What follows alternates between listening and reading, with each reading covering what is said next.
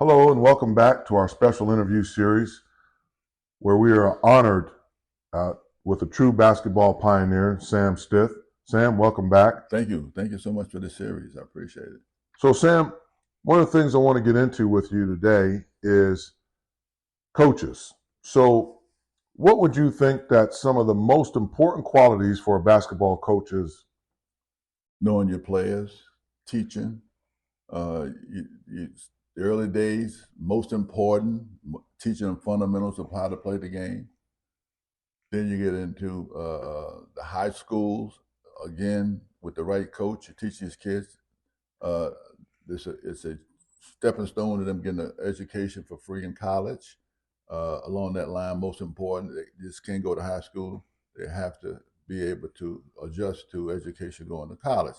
In college, with a coach in college think they're NBA coaches, a lot of them, right? You still supposed to be teaching kids fundamentals, respect the game, and also an education. Difficult to show them about education with all this one and done.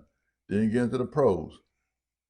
Pro coaches leave it so much for the players on the team to control it. There comes a time when you fall on deaf ears with a coach, right? Particularly on a losing team, right? Players don't hardly listen, right, to coaches anymore today.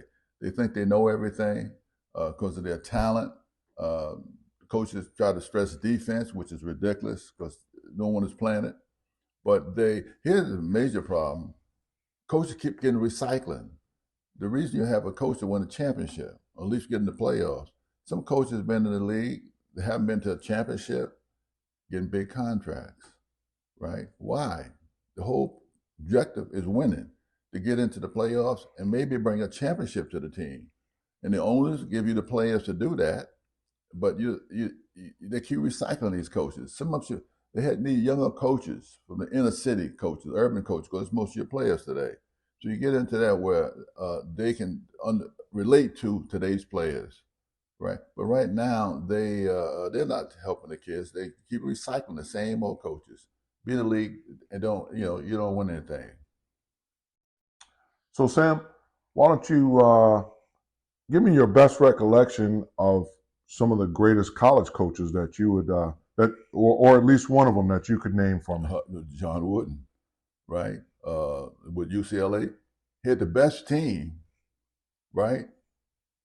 But they listened to him out of respect because he knew the game. He old timer. He knew the game. We talk about adjustment halftime. No matter who was on there, Kareem, Lou Alcindor, Bill Ward, they listened to him. Now, by the way, when you get your stars listen to a coach, the other players fall right in line, right? Then you got Pat Riley, who had the greatest team, but he had teams that respected him and they listened to him, right? And he's a player's coach, right? He had no any problem. Look at the team he was coaching with Magic in them, right? That team played together because of his attitude and the way he coached. Halftime, big time adjustments. Most of the great coaches, you notice the third quarter, the team run off 5 or 10 straight points right in a row because of their adjustment. Wooden and Riley, there's a few others, but those two stick in my mind because I followed them. Well, that's great information, Sam, because that was going to lead right into my next question on who would you think would be a important pro coach, and Pat Riley definitely is up there. So, Sam, today's game and society has definitely changed from the time that you were playing. We didn't have cell phones back then. We didn't have the internet. We didn't have social media. How do you think social media has impact on professional athletes today? Ball players reading their headlines and believing it, right? The social media now, some of the writers think that they're the main course on the plate, and they get revengeful against players, so they don't talk to them. Every time you look around, they're on TV, talking about personal things, which no one really want to hear. A lot of people do, but play the game. Social media sometimes overemphasizes minor things, right? They don't, they don't really get to know the players like back in the day, you know. So, Sam, What was the most important lesson you learned from your playing career? How to cope with society, how to get involved with certain things, uh, job opportunities. I got big time jobs because of my playing days, but when I got the job, I learned it just like I did in basketball. But it helped me out a lot in the community. And how to play as a team. Teamwork in sports is the same thing on the job, right? Same camaraderie that you have on the job that you're playing sports. You follow me? So it big time in helping me, mature. Learn how to cope with the good, the bad, and the ugly. You might say. So it's a learning experience. It was a fantastic experience, and I owed a lot to basketball, but basketball owed me a lot because I changed some of the game. So, Sam, as we bounce back and forth through playing and life, I'm going to go back to playing real quick. Tell me, what was your favorite team to play against and why? College or pros? Hey, whichever one you want to tell us about. You know why? I tell you why. My favorite team to play against was in college was Canisius. I never knew what a rivalry was. I mean, this between them and Bonaventure was a hate rivalry, and I had no idea when I got there how bad it was. I was never on a losing team, but playing Canisius and beating them on their home court, we play them twice a year, and we never lost to them. In the 3 years I played there as a freshman, we didn't lose to them, and I didn't lose to them as a varsity. But just beating them and the fan base at Bonas was in their glory of us beating them. In the pros, my favorite team to play against, unfortunately, was the Celtics. Uh, I love the way they played. I love the way they played. I don't, Red Auerbach, wasn't the most popular guy because they would rub it in on you. You follow me? But that team didn't really need any coaching, right? Because they knew how to play. But they beat your brains out, but it was fun to watch them.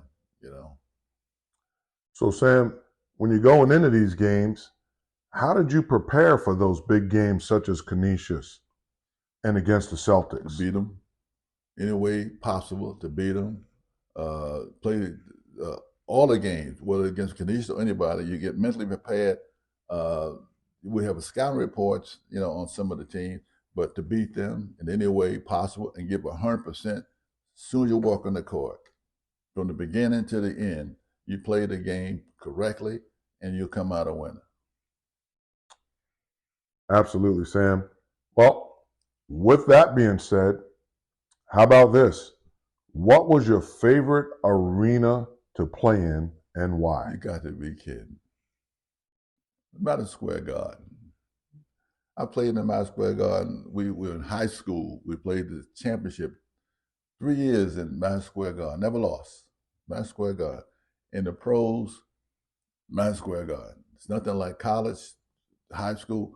Nothing like playing in Madison Square Garden. No matter, you can build all the arenas in the world, but everybody in the universe know about Madison Square Garden. The epitome of college basketball, then pros. College was more popular back then in the day than the pros, by the way, in the Garden. But it's still today. This is all the players that play in the NBA. Oh, we got to go to the Garden. College. Oh, we're playing Madison Square Garden. You don't say we're playing in Podunk. Man, got to play in the Garden because the Mecca would judge you. The fans in New York City are the best ever because they would judge you. They don't care who you are. They would judge your talent. And some of the superstars, the Kobe's and them, they had their best games in the Garden because Elgin Baylor and they 73 points, Jerry West, they had their best games because they know who they're playing in front of. That's the Mecca of basketball.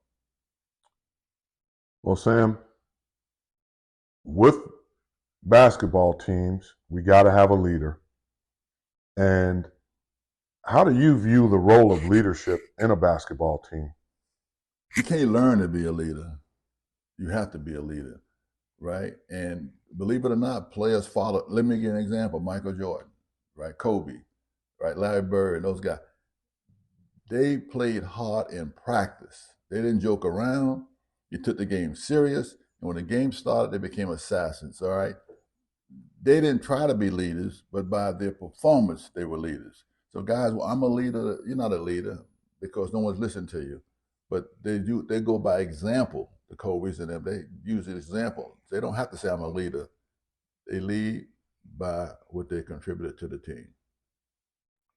Absolutely, Sam. And as we wind out this segment, what advice would you give to players about balancing sports and academics today?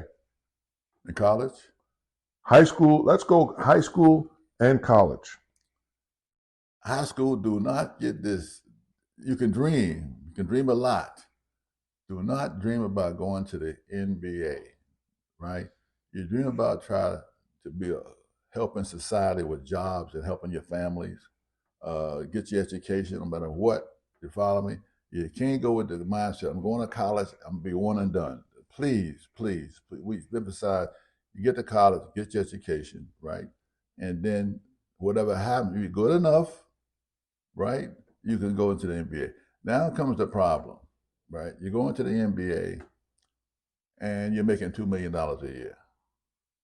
Why do I need a degree, right? I'm making $2 million a year.